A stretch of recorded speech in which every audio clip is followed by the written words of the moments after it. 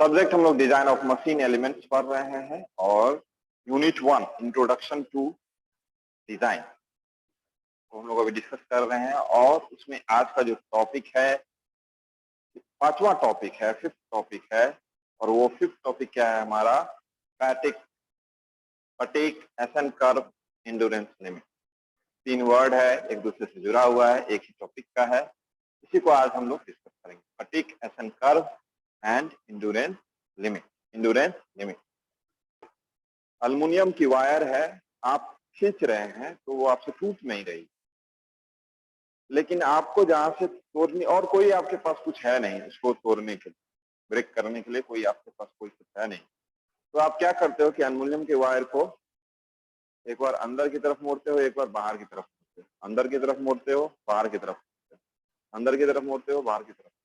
और at certain stage इस तरह का साइकिल अगर आप करते रहते हो तो वो जो है वो ब्रेक डाउन हो जाता है, टूट जाता है, 2 अलग अलग पार्ट में टूट जाता है।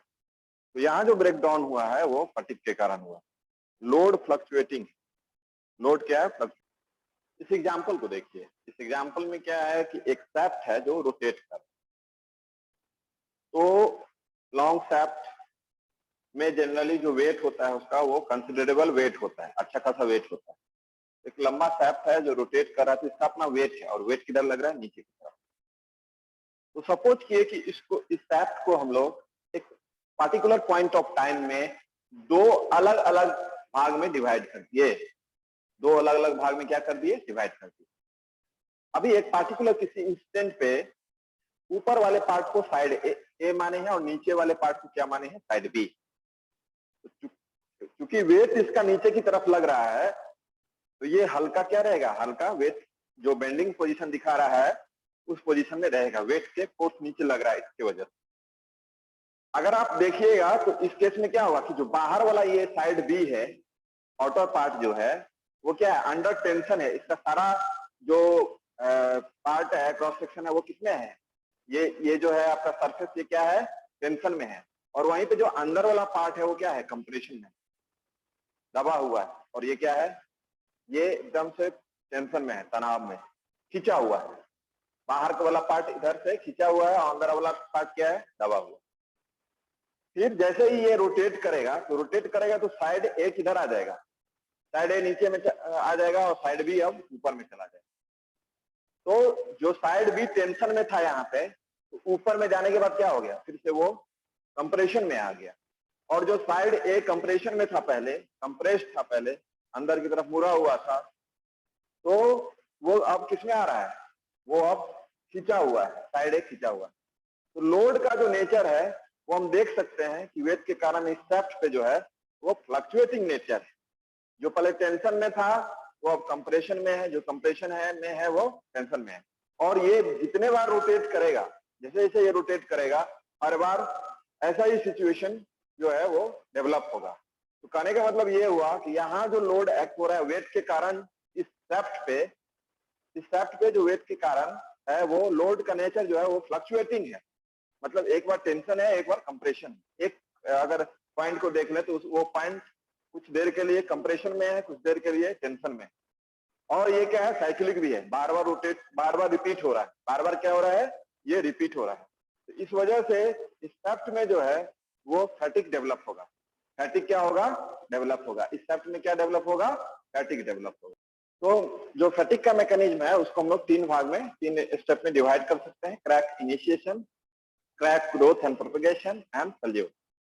क्रैक इनिशिएशन में हल्का सा कहीं भी जो है सो किसी भी है ना, और ये हो सकता है कि कुछ इंक्लूजन के वजह से भी हो सकता है कि हल्का सा जहाँ क्रैक जो मेजर कारण हो सकता है, या स्ट्रेस कंसंट्रेशन आगे पढ़ेंगे हम लोग, कॉर्नर के कारण, कहीं कॉर्नर अगर होगा तो वहां पे, जहां पे भी स्ट्रेस कंसंट्रेशन होगा वहां पे पहले जो है वो क्रैक डेवलपमेंट होगा।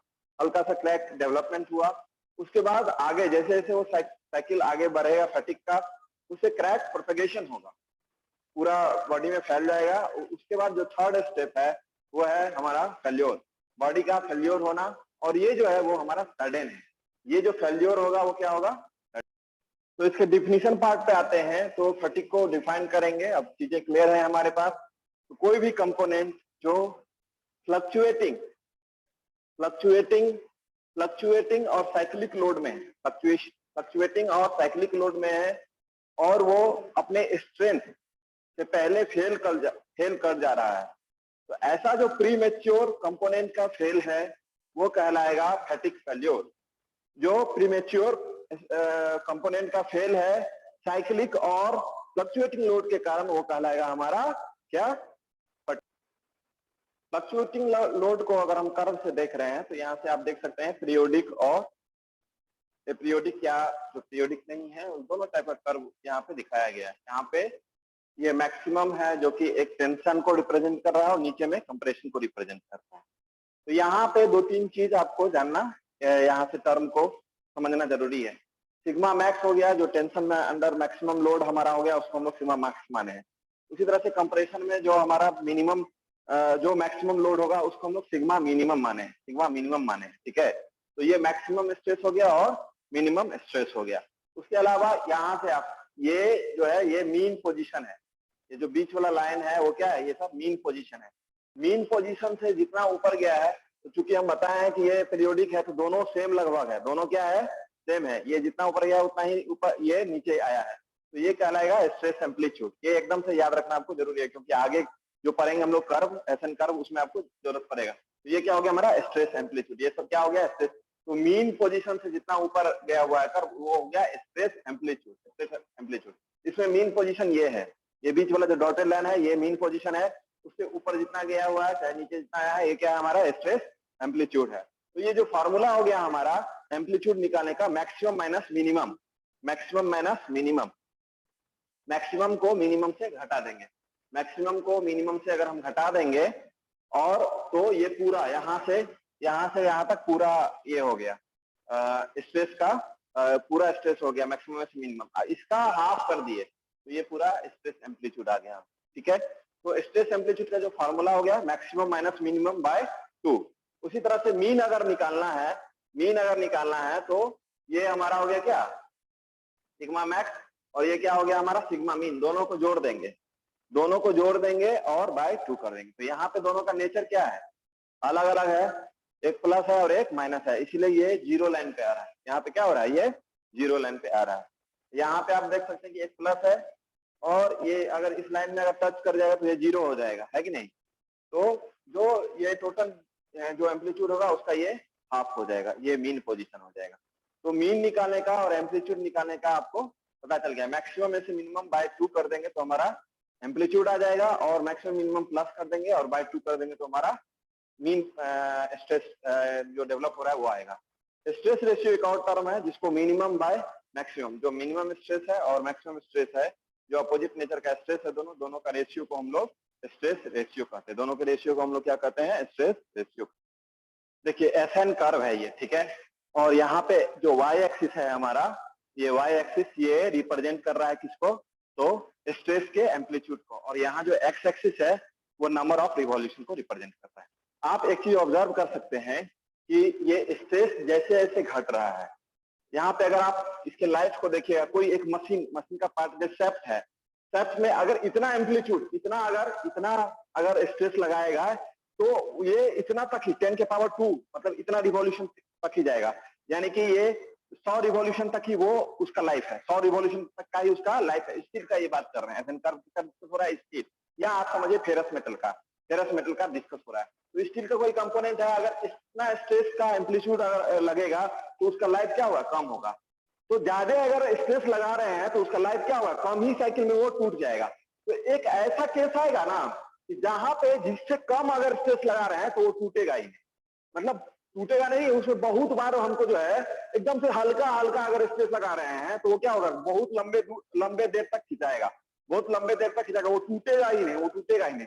और अगर जैसे ही हम एकदम जो स्ट्रेस लगा रहे हैं, जो लोड लगा रहे हैं, जिनका स्ट्रेस डेवलप हो रहा है, वो अगर हाई बढ़ते जाएगा तो वो जल्दी टूट जाएगा, वो क्या होगा, जल्दी टूट जाएगा। यहाँ से आप देख सकते हैं ग्राफ में, जिससे ये स्ट्रेस जैसे जैसे डाउन हो रहा है, लाइफ इसका क्या हो रहा है, बढ़ते जा रहा है। मतलब लाइफ बढ़ना यानी क्या, नंबर ऑफ साइकिल बढ़ते जा रहा है। उसको जो ब्रेक होने के लिए नंबर ऑफ साइकिल लगेगा वो क्या होते जाएगा, बढ़ते जाएगा, नंबर ऑफ साइकिल अधिक लगते जाएगा। तो ये आप देख सकते हैं फेरस रहे चाहे नॉन फेरस, जैसे जैसे स्ट्रेस घटते जा रहा है, स्ट्रेस का एम्पलीट्यूड घटते जा रहा है, वैसे वैसे क्या हो रहा है हमारा कि नंबर ऑफ साइकिल बढ़ते जा रहा है। एक ऐसा कंडीशन आएगा जिसके नीचे अगर हम स्ट्रेस लगाएं, जिसके नीचे अगर स्ट्रेस लगाएं, तो लाइफ जो है वो स्टील के लिए 10 के पावर मतलब 1 मिलियन, 10 के पावर 6 मतलब क्या होगा 1 मिलियन बार वो साइकिल करेगा, तब जाकर के जो है तो वो टूटेगा। तो 1 मिलियन साइकिल को हम लोग इनफाइनाइट लाइफ कहते हैं। 1 मिलियन से अधिक अगर साइकिल वो रोटेट कर पाएगा, वो साइक्लिक लोडिंग में चला जाएगा, तो उसको हम लोग इनफाइनाइट लाइफ कहते हैं। और नॉन फेरस के लिए 10 के पावर 8 को हम लोग इनफाइनाइट कहते हैं। 10 के नॉन फेरस जैसे अल्युमिनियम हो गया, कॉपर का बना हुआ कोई कंपोनेंट है, डक्ट है, तो उसको उसके लिए 10 के पावर 8 रिवॉल्यूशन होना है, 10 के पावर 8 बार साइक्लिक लोड उसका ऊपर नीचे होना जरूरी है, तभी जाकर के उसको जो है तो हम लोग ये मानेंगे। यहाँ से आप देख सकते हैं ये जो नॉन फेरस के लिए 10 के पावर 6 है, तो ये जो अपना हो गया, ये क्या हो गया इंड्योरेंस स्ट्रेंथ हो गया। ये क्या हो गया इंड्योरेंस स्ट्रेंथ हो गया। ये 10 के पावर 3 तक अगर किसी का लाइफ है, 10 के पावर 3 तक, उसको कहा जाएगा लो साइकिल फैटिक। मतलब 10 के पावर 3 से पहले अगर वो टूट जा रहा है, ये लोड 10 के पावर 3, यहाँ से अधिक लोड अगर लगाएंगे हम, यहाँ से अधिक अगर लोड लगाएंगे, यहाँ से अधिक स्ट्रेस लगाएंगे, तो क्या होगा 10 के पावर 3 से पहले ही टूट जाएगा, तो इसको क्या कहा जाएगा लो साइकिल फैटिक कहा जाएगा। 10 के पावर 3 से बाद वाला लोड लगाएंगे, यहाँ लगाएंगे चाहे यहाँ लगाएंगे, तो इस 10 के पावर 3 के बाद तक वो सर्वाइव कर सकता है, तो उसको कहा जाएगा हाई साइकिल फैटिक, हाई साइकिल फैटिक कहा जाएगा। इसके साथ में ही आप देखिए कि इंड्योरेंस स्ट्रेंथ को डिफाइन किया कैसे दिखा, it is the maximum stress या मैक्सिमम स्ट्रेस, किसी के कंपोनेंट स्ट्रेस एम्पलीट्यूड झेलने का मैक्सिमम